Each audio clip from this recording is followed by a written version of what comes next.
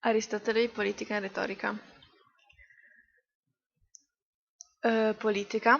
Aristotel pravi, da politika je pravi namen oblasti in da državljanom omogoči polno in srečno življenje.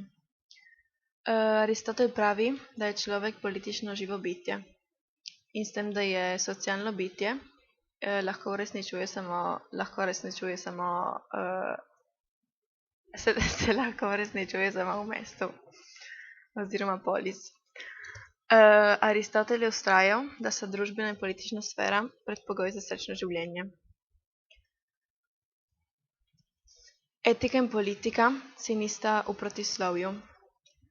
Vloga politike je ta, da se vežba o tem, kar je dobro za skupnost, sam tudi tako ravna.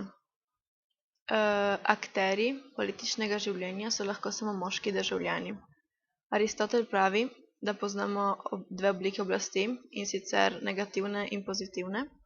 Negativne, ki so tiranija, oligarhija in demokracija, in pozitivne, ki so monarhija, aristokracija in politika.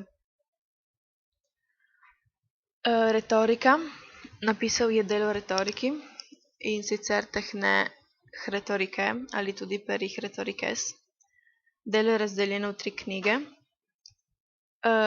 In retorika, pravi Aristotel, da ima neko praktično uporabo. Retorika ni umetnost iskanja resnice, temveč je umetnost prepričevanja. To je sposobnost prepričevanja glede na določen predmet. Aristotel je napisal delo o retorika, ki se deli v 3 knjige, in sicer prva govori o govorniku, druga o publiki in tretja predpostavlja sporočilo in ureditev govora.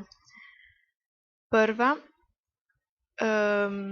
spregovori o govorniku in kako mora govornik spregovoriti, druga spregovori o publiki in kako mora publika sprejemati občutke, in tretja govori o sporočilu in ureditvi govora.